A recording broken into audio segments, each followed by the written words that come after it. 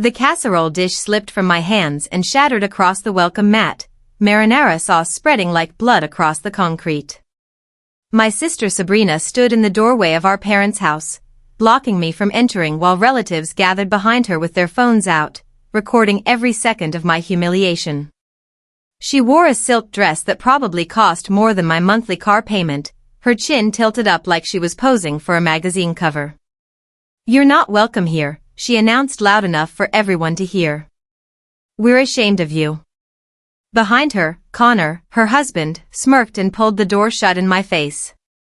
The laughter from inside echoed across the porch while I stood frozen, sauce splattered across my shoes, my entire body shaking with a mixture of rage and disbelief.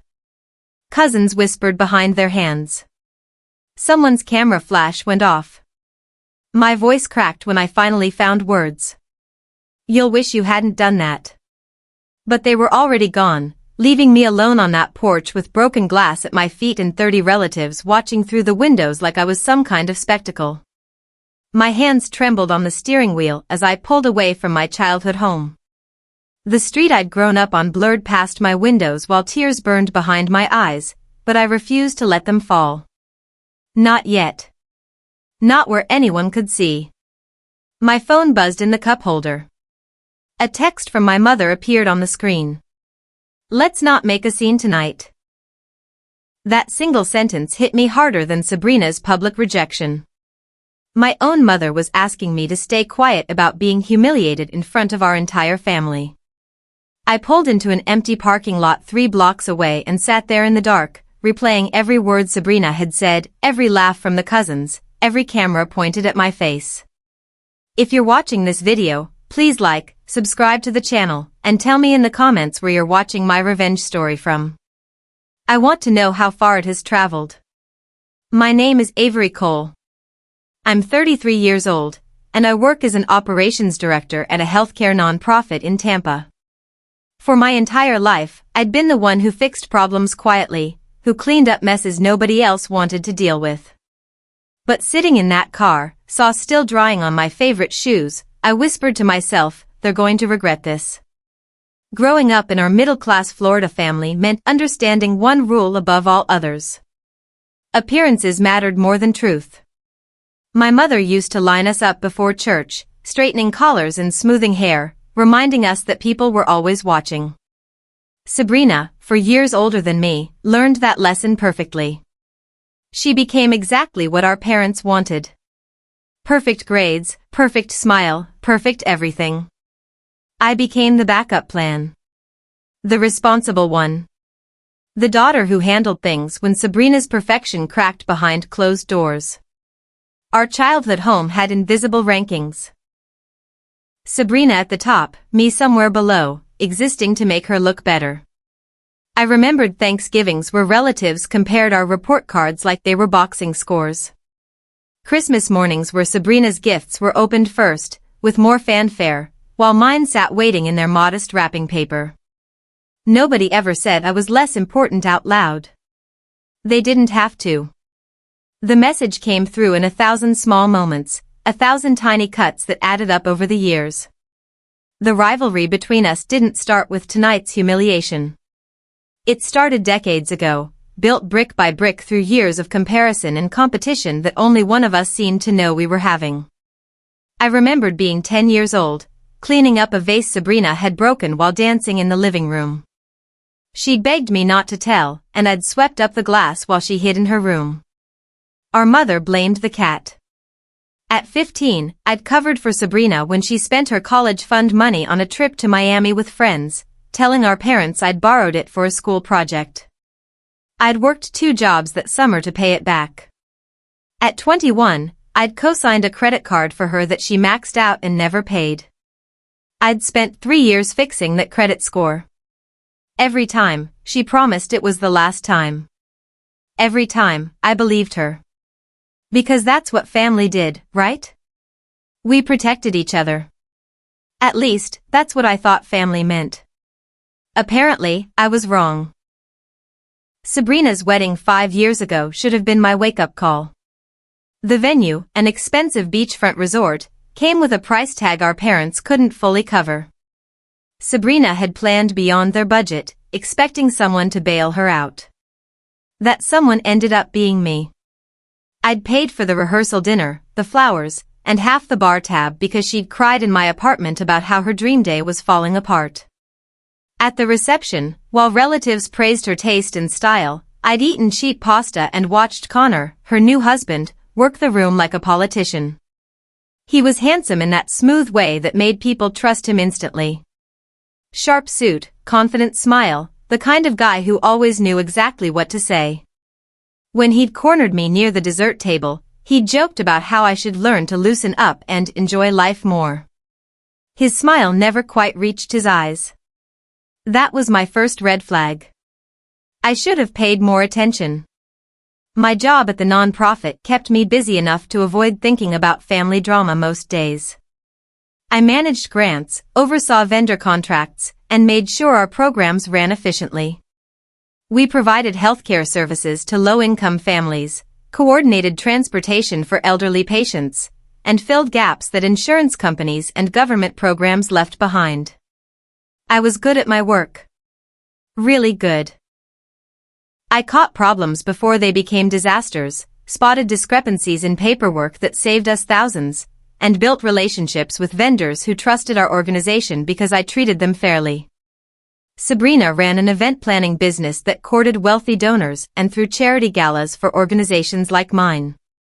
Our professional worlds occasionally overlapped, but I kept clear boundaries. So when she called 6 months ago suggesting Connor as a consultant for one of my transportation projects, I declined politely. We had established vendors, I'd explained. Adding someone new without proper vetting wouldn't be appropriate. She'd laughed it off on the phone. But her voice had an edge I recognized from childhood. The sound she made when she didn't get her way. The family group chat exploded 2 weeks after I'd declined Connor's consulting offer. Screenshots appeared showing a private conversation I'd supposedly had with Sabrina where I'd called her business amateur and her husband unqualified. I'd never said those things. The messages were edited, taken out of context, twisted into something ugly. Within hours, relatives were commenting. Cousins accused me of jealousy. Aunts questioned why I couldn't support family. My uncle posted a long message about how successful people lift each other up instead of tearing each other down. I tried to explain, to provide context, but every message I sent made things worse. Finally, I left the chat and saved every screenshot to a folder on my laptop. That night, Connor sent me a private text. Careful, Avery. You don't know who you're messing with. I stared at that message for a long time, my stomach turning cold. This wasn't about consulting contracts anymore. This was something else. Something calculated. Sunday dinner at my parents' house happened every month like clockwork. My father grilled chicken in the backyard while my mother set the table with her good china. Sabrina usually arrived late, making an entrance, while I showed up early to help with preparations.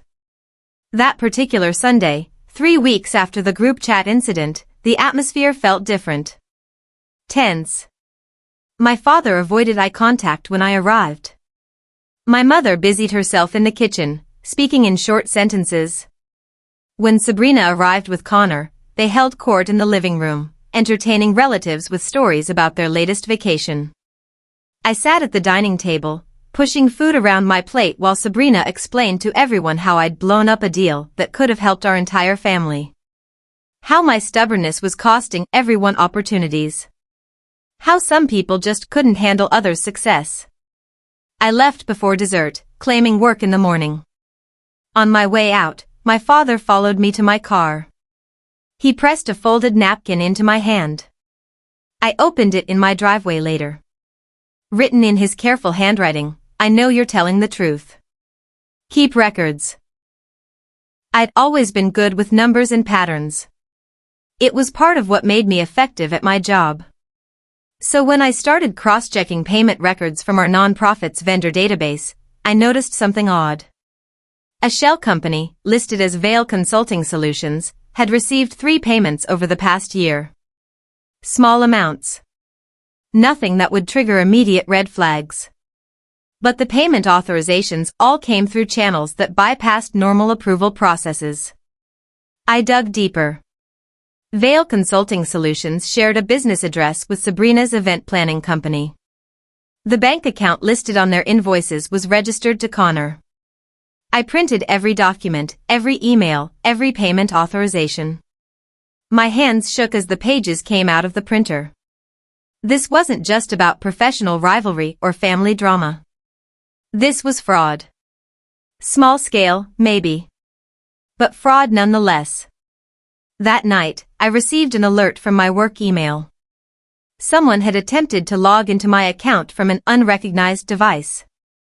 The IP address traced back to Connor's home network. He'd tried to access my files. I met Sabrina at a coffee shop downtown the following Saturday. Neutral ground where neither of us had home advantage. She arrived 20 minutes late, wearing sunglasses despite the cloudy sky, carrying a designer purse I knew she couldn't actually afford. I'd rehearsed what to say 100 times. But when she sat down across from me, my carefully planned words disappeared. I pulled out the printed documents instead, sliding them across the table. "What is this?" she asked, barely glancing at them. "These are payment records showing Connor received money from my organization through improper channels." I kept my voice steady. "I need to understand what's happening." She laughed. Actually laughed. "Oh, Avery. Everyone helps each other out. That's how business works. You're so self-righteous about following every little rule that you don't understand how the real world operates." But her eyes flickered when she looked at the papers. Connor, who'd been waiting at a nearby table, came over and sat down. His smile was cold. This is what happens when people get too invested in their little jobs. They forget about loyalty. I recorded the entire conversation on my phone, sitting in my lap under the table. The glossy invitation arrived in my mailbox on a Tuesday afternoon. Heavy cardstock, embossed lettering, the kind of expensive stationery Sabrina loved. Our family reunion, scheduled for late June at my parents' house. Every relative would be there. Except the invitation wasn't addressed to me. My name was missing from the guest list entirely. I called my mother. She answered on the fourth ring, her voice tight and uncomfortable. "It's just easier this way," she said. "Sabrina's been so stressed about the planning, and with everything that happened in the group chat, we thought it would be better to avoid awkwardness." I sat on my couch holding that invitation, reading through the list of family members who were welcome. Cousins I'd grown up with. Aunts and uncles who'd watched me graduate college. Even distant relatives I barely knew. Everyone but me. The message was clear. I'd been officially cut off. Excommunicated from my own family. And somehow, sitting there alone, I felt relief mixed with the hurt. Because now I owed them nothing. No more covering for Sabrina. No more protecting people who wouldn't protect me. The weight I'd carried for years lifted slightly. A former coworker from my nonprofit called me on a Friday evening. We'd been friendly during her time there before she moved to a different organization. Her voice was hesitant when she spoke. "I don't know if I should tell you this, but I was at a fundraiser last week and overheard Connor bragging to some people. He said he had connections that could influence contract decisions at your nonprofit. Made it sound like he had inside access." My stomach dropped. This was worse than I'd thought. I thanked her and immediately contacted our human resources department. I kept my report professional, focusing on documented evidence rather than personal accusations. I submitted the payment records, the unauthorized login attempt, the business connections between Connor's shell company and the vendors we worked with. HR opened a quiet investigation. I stayed professional, answering questions when asked, providing documentation but never mentioning that Connor was my brother-in-law. Not publicly. Not yet. Because if this was going where I thought it was going, my personal connection to the case would come out eventually. Better to establish the facts first. Sabrina showed up at my office on a Wednesday morning with a camera crew and a bouquet of expensive flowers. I was in a meeting when my assistant knocked on the conference room door, her expression confused. "Your sister is in the lobby. She says she wants to reconcile. She has people filming." I excused myself and went downstairs. Sabrina stood in our small lobby wearing a designer dress, makeup perfect, camera pointed at her face. When she saw me, her expression shifted into something practiced. Sad but hopeful. Vulnerable but strong. An Instagram-ready moment. "Avery," she said, loud enough for the camera to catch. "I came to apologize for our family tension. I want to rebuild our relationship. Life's too short for grudges." It was a performance. A carefully scripted scene designed to make her look like the bigger person. She was creating content for her social media, using my workplace as a backdrop. I thought about making a scene. About calling her out right there. Instead, I smiled politely and said, "Thank you for coming by." Then I returned to my meeting. 2 days later, the video appeared online. "Forgiving Toxic Family" was the title. The comments flooded in, painting me as the cold sister who refused reconciliation. My reputation trembled. I posted one statement on my personal social media account. Just 4 words and a period. Facts over fiction. Then I sent everything. The contracts, the payment records, the timestamp logs, the audio from the coffee shop, the documentation of the unauthorized login attempts, to our nonprofit's compliance department. Within 48 hours, the board suspended all contracts with Vail Consulting Solutions pending investigation. Connor's main employer, a private rehabilitation network that frequently partnered with our organization, opened their own internal review. I didn't respond to the messages flooding my phone. I didn't engage with Sabrina's followers who called me bitter and jealous. I let the facts speak for themselves. Because that's the thing about truth. It doesn't need performance or camera crews or designer dresses. It just needs documentation. And I had plenty of that. At home that night, my phone rang 27 times. Sabrina called, Connor called, relatives called. I didn't answer any of them. I made tea, sat on my balcony, and watched the sunset. Somewhere across town, panic was setting in. But here, in this quiet moment, I felt calm. The family fractured along predictable lines. About half sided with Sabrina, buying into her narrative that I was jealous and vindictive. The other half went silent, unwilling to choose sides publicly but watching carefully as events unfolded. My Aunt Patricia called on a Sunday afternoon. She was my mother's older sister, a retired accountant who'd always been kind to me. "I need to tell you something," she said, her voice shaky. "Sabrina called me 2 months ago asking if I still had old accounting files from when I helped set up her business. She wanted me to delete them. Said they were taking up space on my computer." Patricia paused. "But I never delete financial records. It's habit from my career. I kept backups." She emailed me a file that afternoon. Inside were ledgers showing Connor's signature on invoices that had been submitted to multiple organizations, including mine. False invoices for services never actually provided. The amounts were small enough to slip through casual review but large enough to add up to serious money over time. This wasn't just a mistake or poor judgment. This was systematic fraud. I contacted an old friend from college who'd become a forensic accountant. We met at his office downtown, and I spread out all the documentation I'd gathered over the past months. He studied the papers for nearly 3 hours, making notes, cross-referencing dates and amounts. Finally, he looked up at me. "This is clear-cut fraud. Connor set up a scheme to funnel money through your sister's business, using her legitimate company as a cover. The amounts are calculated to stay below audit thresholds at individual organizations, but when you add them up across multiple places, it's substantial." He helped me organize everything into a legal format. I made copies of all documentation and stored them in 3 separate locations. As I left his office that evening, my phone buzzed. A text from an unknown number. You should stop digging before you get hurt. I took a screenshot and added it to my evidence folder.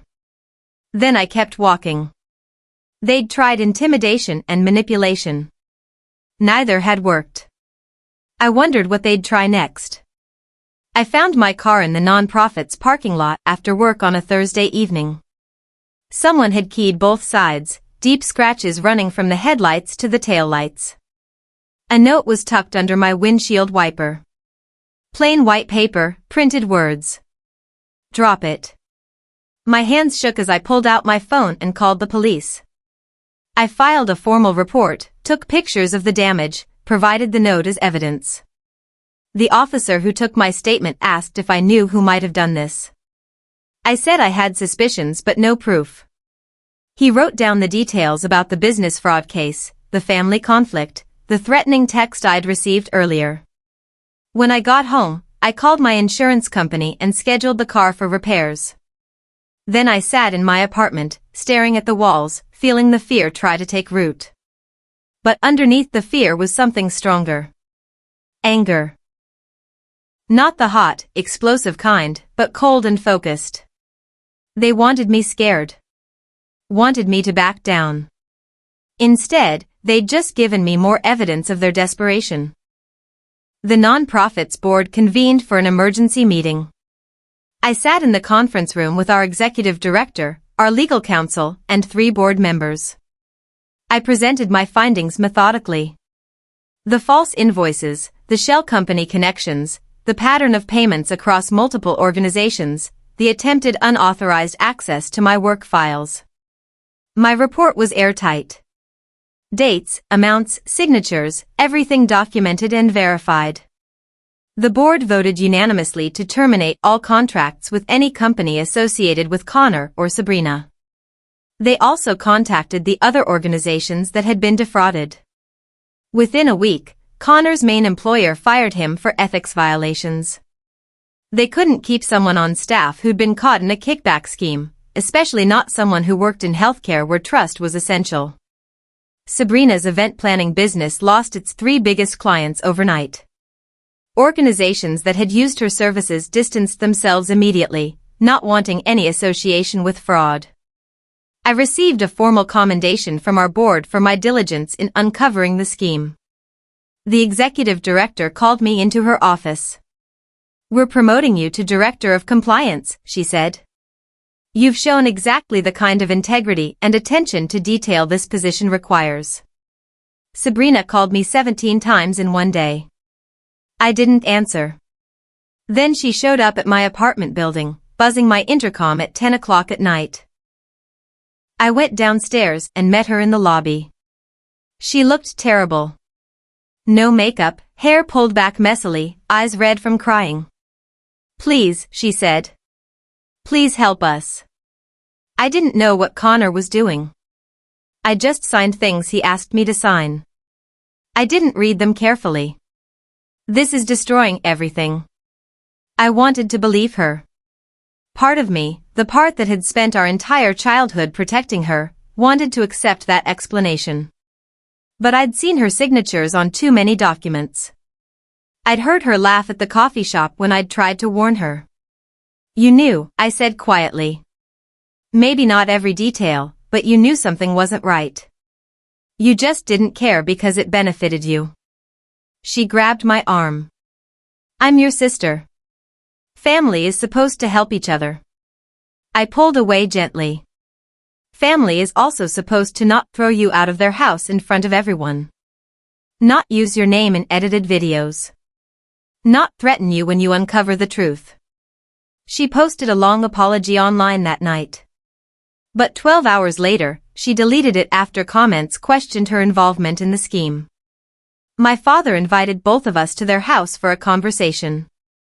"Neutral ground," he said, though we all knew it wasn't neutral at all. Sabrina arrived in designer clothes she probably couldn't actually afford anymore. I brought a folder of documents. My mother served coffee nobody drank. Sabrina started talking immediately, spinning a story about how she'd been misled by Connor, how she was a victim too, how this was all a big misunderstanding caused by people who didn't understand business. I didn't interrupt. I let her talk until she ran out of words. Then I slid the folder across the table. Inside were copies of invoices with her signature, emails where she discussed consulting opportunities with Connor using language that showed clear knowledge of the arrangements, bank records showing deposits to her personal accounts that corresponded with the fraudulent payments. My father went pale as he read through the pages. My mother looked at Sabrina with something I'd never seen before. Disappointment. Maybe even disbelief. The silence in that room stretched for minutes. Finally, Sabrina stood up and left without another word. The front door slammed. Nobody moved to follow her. The local paper ran a story about non-profit organizations tightening vendor oversight after a fraud investigation. They didn't name Connor or Sabrina directly, but anyone who knew them could read between the lines. The business community in Tampa wasn't that large. Word spread quickly. Sabrina's event planning company lost its remaining clients. Nobody wanted to work with someone connected to fraud, even tangentially. The Florida Department of Business and Professional Regulation opened an investigation into her business licenses. Connor couldn't find work anywhere in the healthcare field. His reputation was destroyed. Sabrina's social media, once full of perfectly curated posts about her glamorous life, went silent. Then she started posting again, but the tone changed. Angry rants about betrayal. Vague posts about family members who stabbed you in the back. Comments turned against her as more information leaked out. People who'd once admired her lifestyle now questioned how she'd afforded it. Former vendors came forward with stories about unpaid invoices and broken contracts. Her carefully constructed image collapsed under the weight of truth. The HR director at my nonprofit called me into her office 6 weeks after the board meeting. I expected another question about the investigation. Instead, she smiled and gestured for me to sit. Connor has been formally terminated from his main employer. The vendor network he worked with has blacklisted him across the region. We've also successfully recovered most of the fraudulent payments through legal channels. She paused. More importantly, your work on this case has demonstrated exceptional integrity and analytical skill. The board wants to formally promote you to Director of Compliance, with a significant salary increase and expanded responsibilities. I sat in my office afterward, looking at the Tampa skyline through my window. Relief mixed with something else. Grief, maybe. Because even though justice had been served, even though I'd done the right thing, it had cost me my family. My phone buzzed. A text from my father. I'm sorry we didn't see this sooner. I'm sorry we didn't protect you. It wasn't enough. But it was something. Sabrina appeared outside my office building on a rainy Tuesday morning. I saw her through the window, standing on the sidewalk without an umbrella, mascara running down her face. Part of me wanted to ignore her. To walk past and let her stand in the rain. But I went outside. We stood under the building's awning while water poured off the edges. Connor can't find work, she said. Her voice was hoarse. Nobody will hire him. His reputation is destroyed. We're going to lose our house. Please, you have to help him. Tell your organization it was a misunderstanding. Say you made a mistake in your investigation. I looked at my sister. The person I'd protected and covered for our entire lives. The person who'd thrown me out of a family gathering and publicly humiliated me. I didn't make a mistake, I said quietly.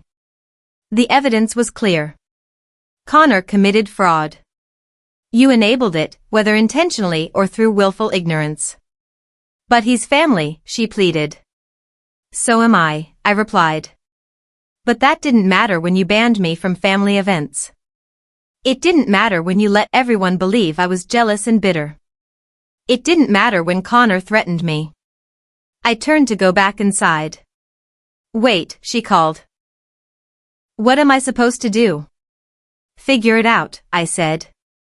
The way I had to figure it out when you cut me off. I walked away. Behind me, I heard her crying. I didn't look back. I hosted a dinner party at my apartment on the same Saturday as the family reunion I'd been banned from. The guest list included coworkers from the nonprofit, volunteers from our programs, a few neighbors I'd become friendly with, and Patricia, my aunt who'd provided the crucial evidence. We crowded into my small space, sharing food everyone had brought, telling stories and laughing. These were people who chose to be in my life. Who valued honesty and integrity. Who showed up when it mattered. Nobody mentioned Sabrina or Connor or the family gathering happening across town.